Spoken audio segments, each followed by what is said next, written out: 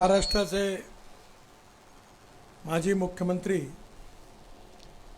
माझे मित्र आदरणीय अशोकराव चव्हाण, भारतीय जनता पार्टीचे प्रदेशाचे अध्यक्ष आदरणीय चंद्रशेखर बावनकुळे, माननीय मंत्री उदय सावंतजी, डॉक्टर कराडजी, त्याचप्रमाणे मंचावर उपस्थित सर्व लोकप्रतिनिधी आणि उपस्थित माझ्या बांधवांना आणि बहिणींना, आपल्या सगळ्यांना माहिती आहे की ही निवडणूक ही केवळ मोदी साहेब किंवा उद्धव ठाकरे किंवा शरद पवार साहेब यांच्या भविष्याचा फैसला करणारी निवडणूक नाही आहे। ही खऱ्या अर्थाने निवडणूक जर असेल तर भारतातल्या जनतेच्या भविष्याचा फैसला करणारी निवडणूक आहे। गेल्या 10 वर्षामध्ये या देशातली गरिबी, भूकमरी आणि बेरोजगारी दूर व्हावी म्हणून जे आर्थिक धोरणं भारत सरकारने स्वीकारलेले आहेत त्याचा परिणाम व्हायला सुरुवात झालेली आहे। आपल्या देशामध्ये ग्रामीण भागाचा जेवढा विकास पाहिजे होता तेवढा विकास काँग्रेसच्या काळात झाला नाही। त्या काळामध्ये गावात जायला रस्तेही नव्हते। पण मला आठवतं की ज्यावेळी अटल बिहारी वाजपेयी देशाचे प्रधानमंत्री झाले त्यांनी मला बोलावलं आणि त्यांनी सांगितलं की हिंदुस्थानमधली सगळी गावं पक्क्या रस्त्यांनी जोडल्या गेली पाहिजे अशी योजना तू तयार कर। माझ्या अध्यक्षतेखाली एक समिती तयार झाली आणि 3 महिन्यामध्ये मी वाजपेयी साहेबांना रिपोर्ट दिला आणि 15 दिवसानंतर लाल किल्ल्यावरून त्यावेळचे देशाचे राष्ट्रपती डॉक्टर अब्दुल कलाम साहेब यांनी त्या योजनेची घोषणा केली। त्या योजनेचं नाव होतं प्रधानमंत्री ग्राम सडक योजना। देशाच्या इतिहासात पहिल्यांदा ग्रामीण भागामध्ये खेड्याला जोडणारे रस्ते बनवण्याचं काम देशाच्या इतिहासात कोणी केलं असेल तर ते भारतीय जनता पार्टीचे नेते अटल बिहारी वाजपेयी यांनी केलं। पण काँग्रेसच्या 60 वर्षाच्या काळामध्ये त्याला प्राधान्य मिळालं नाही। शेतकऱ्याच्या सिंचनाच्या सुविधा प्राप्त व्हाव्या, विशेषतः पाणी मिळालं तर शेतकऱ्याचं उत्पन्न 2.5 पटीने वाढतं, पण त्याकरता सिंचनाला प्राधान्य मिळालं नाही। मी ज्यावेळी जलसंवर्धन विभागाचा मंत्री होतो भारत सरकारमध्ये त्यावेळी 1970 पासून 23 भांडणं राज्य सरकारामध्ये होती आणि त्यावेळी मी हे भांडणं सोडण्याचा पूर्ण प्रयत्न केला। सगळ्या मुख्यमंत्र्यांना बोलवायचो आणि दरवाजा बंद झाल्यावर एवढंच सांगायचो की जोपर्यंत निर्णय होणार नाही तोपर्यंत दरवाजा उघडणार नाही। आणि 23 पैकी 17 निर्णय झाले। त्या काळामध्ये भारत पाकिस्तान झाल्यानंतर 3 नद्या भारताला मिळाल्या, 3 पाकिस्तानला मिळाल्या, पण आपल्या नद्यांचं पाणी पाकिस्तानमध्ये वाहून जात होतं। आपण पहिल्यांदा योजना तयार केली आणि आपल्या हक्काचं पाणी आता पंजाब हरियाणाकडे वळवलं। त्या योजनेवर काम सुरू केलं। इंदिरा कॅनॉल म्हणून मोठा कॅनॉल आहे, त्याला 2,500 कोटी रुपये दिले, कॉन्क्रिटीकरण केलं आणि त्यामुळे राजस्थानच्या 8 जिल्ह्यांना पाणी मिळालं। महाराष्ट्रामध्ये अनेक प्रकल्प 15-15, 20-20 वर्षापासून बंद पडले होते। या सगळे प्रकल्प पूर्ण करण्याकरता एक विशेष नवीन बळीराजा योजना तयार केली आणि 50% वरती मराठवाड्यातले, विदर्भातले आणि त्याचबरोबर पश्चिम महाराष्ट्रातले सगळे प्रकल्प होते, त्याकरता 6,000 कोटी रुपये दिले। प्रधानमंत्री सिंचाई योजनेतून महाराष्ट्रातल्या अनेक योजना पूर्ण करण्याकरता पैसे दिले। आज एवढंच नाही तर जलसंवर्धनाच्या कार्यक्रमाला आपण प्राधान्य दिलं। धावणाऱ्या पाण्याला चालायला लावा, चालणाऱ्या पाण्याला थांबायला लावा आणि थांबलेल्या पाण्याला जमिनीला प्यायला लावा। गावातलं पाणी गावात, घरातलं पाणी घरात आणि शेतातलं पाणी शेतात, ही पहिल्यांदी योजना आली। अकोल्याला पंजाबराव कृषी विद्यापीठामध्ये 36 तलाव बांधले। आता परभणी कृषी विद्यापीठामध्ये 36 तलाव बांधले। बुलढाणा ते अजिंठा मोठ्या प्रमाणात धनगर समाजाचे 15 ते 20 हजार लोक पाण्याविना गावात सोडून जायची. पण बुलढाणा ते अजिंठा रस्ता भारत बांधत असताना रस्त्याचं खोलीकरण रुंदीकरण केलं आणि त्यामुळे मला आनंद आहे की आज तिथले धनगर बांधव त्या ठिकाणी गावं सोडून जात नाही. आपल्या इथे हिंगोली जिल्ह्यामध्ये वॉटर कॉन्झर्वेशनची कामं देखील मोठ्या प्रमाणात करण्यात आली. 22,25,000 क्युबिक मीटर आपण गाळ फुकटात काढला आणि वॉटर स्टोरेजची कॅपॅसिटी वाढवली. हिंगोली तालुक्यातला अंबाळा तलाव, मोप तलाव, चिंचाळा तलाव, माळहिवराव, कलगाव, वडद, सावा, पारोला, कलमकोंडा आणि कळमनुरी तालुक्यातलं तोंडापार, कामठा, नरवाडी, कांडली, कळमनुरी, पैठाळगाव, कळमनुरी, वारंगा फाटा, तोंडपूर, कुंभारवाडी, अराटी, घोडवा, येळकी, देवदरी, उंबरी, जरोदा असं एकूण 22,25,000 क्युबिक मीटर मटेरियल तलावातून NHI तर्फे फुकट काढून दिलं आणि आज त्या ठिकाणी 2,522 TCM 1000 क्युबिक मीटर एवढी जल साठवण क्षमता वाढवली. मला विश्वास आहे की आपण जोपर्यंत जलसंवर्धन करणार नाही तोपर्यंत आपल्या विहिरीला पाणी येणार नाही. मी मागच्या सभेमध्ये सांगितलं की माझ्याकडे शेतीत फक्त 1.5 तास पंप चालायचा, पण यावेळी तिन्ही विहिरींना आजूबाजूला नदी नाल्याचं खोलीकरण केलं, पाणी साठवलं आणि ते पाणी साठल्यामुळे आता मला आपल्या भारत सरकारने मोदीजींनी जी योजना केली त्या 7.5 ते 3 पंप मिळाले आणि आज माझ्या विहिरी 8 ते 10 तास चालतात. 60 एकर जमीन पाण्याखाली आली. एका एकरामध्ये 85 टन ऊस झाला, एकरी 11 क्विंटल सोयाबीन झालं आणि उत्पादन वाढलं. खऱ्या अर्थाने पाणी हीच कळीचा मुद्दा आहे आणि म्हणून अनेक ठिकाणी आपण आता जलसंवर्धनाच्या कामाला सरकारने प्राधान्य दिलं, सिंचनाच्या प्रकल्पांना प्राधान्य दिलं. विजेचे पंप कधी वीज येते कधी नाही येत, सोलर पंपाची योजना आणली आणि आत्ताच बावनकुळे साहेबांनी मला सांगितलं की महाराष्ट्राकरता 8 लाख सोलर पंप आपण मंजूर केले. आपल्या घराघरावर सोलर लावायची योजना आणली आणि या माध्यमातून शेतकऱ्याला सिंचनाच्या सुविधा उपलब्ध करून दिल्या. मोठी धरणं बांधण्याकरता पुष्कळ खर्च लागतो, पण ज्याप्रमाणे आपण आयुष्यभर पैसे जमा करतो आणि म्हातारपणामध्ये मिळालेल्या पैशाच्या व्याजावर आपलं जीवन व्यतीत करतो. उंट नावाचा प्राणी असा आहे, तो पाणी पितो आणि त्याच्या पोटामध्ये एक पाण्याची पिशवी असते आणि वाळवंटात जेव्हा तो जातो आणि ज्यावेळी कुठेही पाणी मिळत नाही तर त्याच्या पोटातली पिशवी काढून लोक पाणी पितात आणि आपले प्राण वाचवतात. आणि म्हणून पाण्याचं महत्त्व आमच्या सरकारने ओळखल्यानंतर जे वॉटर रिसोर्सेस मंत्री असताना अटल जल योजनेची योजना आणली आणि मला विश्वास आहे की येणाऱ्या काळामध्ये पाण्याचा प्रश्न आम्ही सोडवल्याशिवाय राहणार नाही. विदर्भ मराठवाड्याचा अनुशेष जेव्हा चर्चा व्हायची तेव्हा प्रकर्षाने ती सिंचनाची व्हायची. जर विदर्भाचा विकास करायचा असेल, मराठवाड्याचा विकास करायचा असेल, शेतकऱ्यांच्या आत्महत्या थांबवायच्या असतील तर पाण्याचा सिंचनाचा प्रश्न अग्रक्रमाने सोडण्याची गरज आहे. मला अतिशय आनंद आहे की भारत सरकारने अनेक जलसंवर्धनाच्या योजनाकरता महाराष्ट्र सरकारला मदत केली आहे. महाराष्ट्र सरकारने देखील अनेक योजना हातात घेतलेल्या आहेत, जलसिंचनाकरता प्राधान्य दिलेलं आहे आणि जर सिंचनाचं प्रमाण वाढलं तर विदर्भातला एकही शेतकरी, मराठवाड्यातला एकही शेतकरी आत्महत्या करणार नाही. मला आनंद आहे की या ठिकाणी संत नामदेव महाराजांचा जन्म, नरसी नामदेव संजीवन समाधी, हे महाराष्ट्रातील प्रसिद्ध वारकरी संत कवी होते.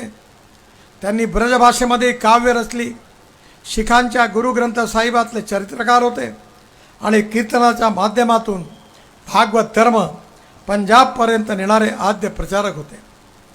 त्यामुळे पंजाबी मंडळी, विशेषतः नांदेड येथील गुरुद्वारास भेट देणारे शीख समाज बांधव आवर्जून नरसी नामदेव येथे दर्शनासाठी येत असतात. तानाजींनी मला मागणी केली आणि मला आज आनंद आहे की आज त्या ठिकाणी रस्त्याचं काम पूर्ण होत आलेलं आहे. याबद्दल निश्चितपणे मी नरसिंग नामदेवांच्या चरणी प्रार्थना करतो. विशेषतः या भागामध्ये 2014पर्यंत हिंगोली जिल्ह्यात केवळ 117 किलोमीटर राष्ट्रीय महामार्ग होता. आपण पुन्हा 130 किलोमीटर वाढवला आणि एकंदर 247 किलोमीटर झाला. आजपर्यंत राष्ट्रीय महामार्गातून 6000 कोटी रुपयाची कामं आपण मंजूर केली. आणि मला आनंद आहे की अकोल्यापासून तर हिंगोलीपर्यंतचा रस्ता हा अतिशय उत्तम आणि चांगला रस्ता तयार झालेला आहे. एवढंच नाही तर या भागामध्ये उद्योग आले पाहिजे, व्यवसाय वाढला पाहिजे. हळदीचा व्यवसाय, हळदीवर प्रक्रिया करणारे उद्योग, या सगळ्याचा विचार करून आपण या ठिकाणी रस्त्याची निर्मिती केली. जर पाणी, वीज, रस्ते आणि दळणवळणाची साधनं असतील तर उद्योग येतील आणि उद्योग आले तर तरुण मुलाच्या हाताला काम मिळणार आहे. मला विश्वास आहे की महाराष्ट्रामध्ये विशेषतः मराठवाडा, विदर्भाचा विकास होण्याकरता, इथल्या कापूस उत्पादक शेतकऱ्याच्या कल्याणाकरता आपण ड्रायपोर्टची निर्मिती केली. जालन्याला ड्रायपोर्ट निर्माण केला, वर्धा जिल्ह्यातल्या सिंधीला तयार केला. ड्रायपोर्टचा अर्थ म्हणजे मुंबईचा समुद्र जालना आणि वर्धा जिल्ह्यातल्या सिंधीपर्यंत आणला. आपला कापूस, आपली हळद आता डायरेक्ट जालन्यावरून किंवा सिंधीवरून आपल्याला जगात आयात निर्यात करता येईल. आपल्या कापसाचं सूत, आपल्या इथला कपडा आणि सूत आणि आपला जिनिंग प्रेसिंगमध्ये असलेला कापूस, रुई, ही सगळी बांगलादेशमध्ये जाते. पण बांगलादेशमध्ये पाठवण्याकरता इथून JNPT मुंबईला, तिथून कोलंबोला आणि कोलंबोवरून चितगावला जात होती.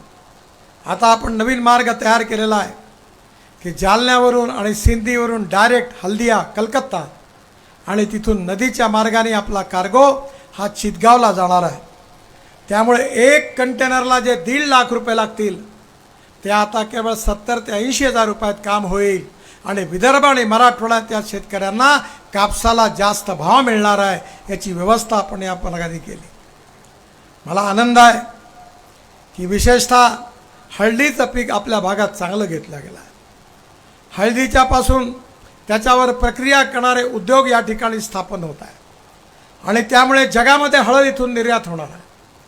शेतकरी समृद्ध झाला पाहिजे, संपन्न झाला पाहिजे. गाव गरीब मजदूर शेतकऱ्याचं कल्याण झालं पाहिजे. गावात जायला चांगले रस्ते असले पाहिजे, प्यायला शुद्ध आणि स्वच्छ पाणी असलं पाहिजे, तरुण मुलाच्या हाताला रोजगार असला पाहिजे, गावातल्या मुलांकरता चांगली शाळा असली पाहिजे, शेतकऱ्याच्या मालाला योग्य किंमत मिळाली पाहिजे आणि गावं केवळ स्मार्ट शहरं नाही तर स्मार्ट विलेज झाली पाहिजे. हीच आमच्या सरकारची संकल्पना आहे. आणि मला विश्वास आहे की आता चित्र बदलत आहे आणि या बदलत्या चित्रामध्ये गावं समृद्ध संपन्न झाल्याशिवाय राहणार नाही. गावामध्ये वीज, पाणी, रस्ते, दळणवळणाची साधनं, यामुळे उद्योग आल्याशिवाय राहणार नाही आणि उद्योग आले तर रोजगार मिळाल्याशिवाय राहणार नाही, हे निश्चितपणे मला याचा पूर्ण विश्वास आहे. या हिंगोली मतदारसंघामध्ये जे उमेदवार उभे आहेत, कदम साहेब अतिशय सामान्य लोकांमध्ये जनतेची सेवा करणारा उत्तम कार्यकर्ता शिंदे साहेबांनी दिलेला आहे आणि मला विश्वास आहे की त्यांचा या मतदारसंघात प्रचंड विजय होणार आहे. पण आमच्या विरोधकांजवळ मुद्दे नाही आहेत बोलायला आणि म्हणून ते अपप्रचार करत आहेत की मोदीजी निवडून आले, ते 400 जागा मिळाला तर बाबासाहेबांचं संविधान बदलणार आहे. बाबासाहेबांचं संविधान बदलण्याचा प्रश्नच उद्भवत नाही. मी कायद्याचा पदवीधर आहे. केशवानंद भारती केसमध्ये सुप्रीम कोर्टाचे चीफ जस्टिस आणि 7 जजेसनी एक निर्णय दिलेला आहे. तो निर्णय असा आहे की silent features of the constitution cannot be change. Freedom of speech, लोकतंत्र, समाजवाद, धर्मनिरपेक्षता, फंडामेंटल राईट हे घटनेचे मूलतत्व आहेत आणि ते कोणालाही बदलता येऊ शकत नाही, असा सुप्रीम कोर्टाचा निर्णय आहे. पण ही घटनेचे जे इतर कलमा ज्या आहेत त्या दुरुस्त्या झाल्या. आतापर्यंत 80 वेळा बाबासाहेबाची घटना तोडायचं पाप कोणी केलं असेल तर काँग्रेस पक्षाने केलेला आहे. आणि एवढंच नाही तर राजीव गांधींचं भाषण व्हिडिओ सगळीकडे व्हायरल आहे की आम्ही घटना बदलवू. पण आमच्याबद्दल अपप्रचार करून लोकांच्या मनात विष घालवून पुन्हा एकदा काँग्रेस पार्टी आपल्या कामावर मतं मागू शकत नाही. आणि म्हणून जेव्हा कन्व्हिन्स करता येत नाही तेव्हा कन्फ्यूज करण्याचा प्रयत्न करत आहे. बांधवांनो, बहिणींनो, शरद जोशी आपल्या शेतकरी संघटनेचे नेते होते. ते नेहमी सांगायचे की आता आपण ग्लोबल इकॉनॉमीमध्ये आहोत. अन्नधान्याचा भाव ठरवणं आपल्या हातात नाही आहे. जगातली डिमांड अँड सप्लायच्या आधारावर हे ठरणार आहे. सोयाबीनचा भाव अर्जेंटिना ठरवतो. कापसाचा भाव हा इजिप्तमध्ये ठरतो. मक्याचा भाव अमेरिकेत ठरतो. पामॉलिनचा भाव इंडोनेशियात ठरतो. आणि म्हणून याच्यामध्ये आपल्याला एक गोष्ट लक्षात घेतली पाहिजे की अमेरिकेमध्ये एका एकरामध्ये 28 क्विंटल सोयाबीनचं उत्पन्न आहे. अर्जेंटिनामध्ये 30 क्विंटल आहे. ब्राझीलमध्ये 26 क्विंटल आहे. आणि आपल्या भागात मात्र माझ्याकडे सगळ्यात जास्त झालं म्हणजे 11 क्विंटल झालं. 5 ते 7 क्विंटल सोयाबीन होत आहे. कापसाचं उत्पन्न इस्रायलमध्ये एकरी 30 क्विंटल होत आहे. आपण नवीन तंत्रज्ञान आणलेलं आहे. बियामध्ये संशोधन करायला सुरुवात केलेली आहे. आता द्रोण आणलेले आहे.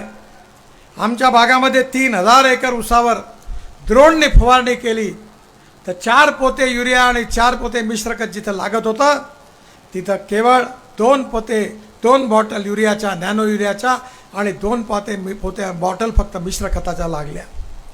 आपण जेव्हा युरिया फेकतो तेव्हा 75% वेस्ट होतो. पण आपण जेव्हा युरिया द्रोणमधून स्प्रे करतो तो 25% फक्त वेस्ट होतो आणि 75% पिकांना मिळतो.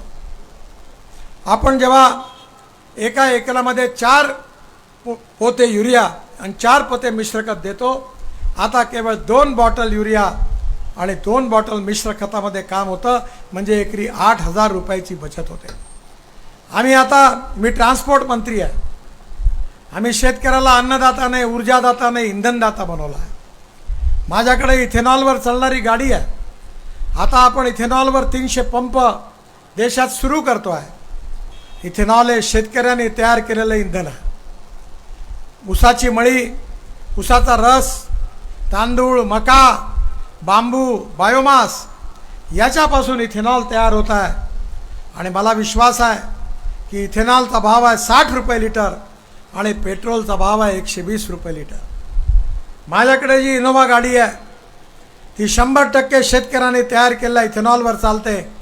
आणि पेट्रोलच्या बाबतीत जर तुलना केली तर 60% वीज तयार करते.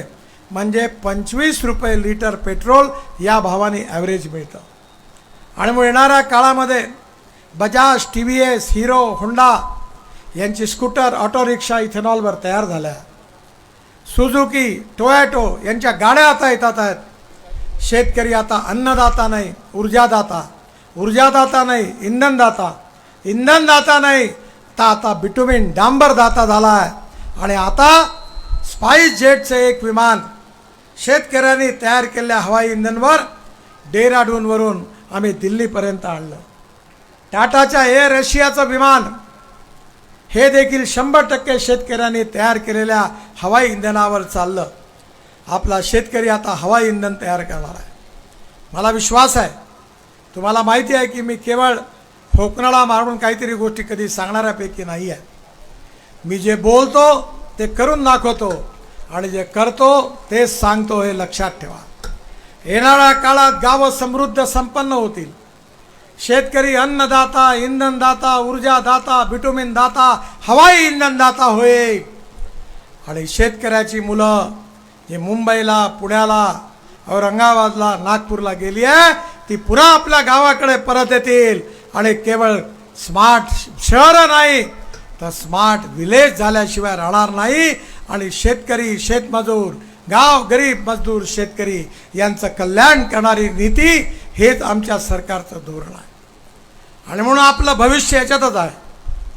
जर तुमचं भविष्य घडवायचं असेल तर भारतीय जनता पार्टी आणि NDAला निवडून द्या. या भागातून कदम साहेब जे उभे आहेत त्यांच्या धनुष्यबाणाची बटन दाबा, त्यांना प्रचंड मताने विजयी करा. आणि देशामध्ये मोदीजींच्या नेतृत्वाखाली NDAचं सरकार निवडून आणा आणि पुन्हा एकदा आम्हाला आपली सेवा करण्याची संधी द्या अशी विनंती करतो. मला 4:45च्या आत उडलं पाहिजे, कारण सेलूला मला जायचं आहे वर्धा जिल्ह्यात, कारण 6 वाजल्यानंतर हेलिकॉप्टर उतरू शकत नाही. पुन्हा एकदा माझ्याबरोबर जोरात नारा द्या, भारत माता की, भारत माता की, भारत माता की. नमस्कार. चला, शहर तर भाजपतर्फे साहेबांचा सन्मान होईल आणि प्रवेश होईल. सुनीलजी देवडा, शशिकांतजी दोडल, ज्ञानेश्वरजी मांबडे आणि प्रवीणजी सोनी यांचा प्रवेश इथे होणार आहे.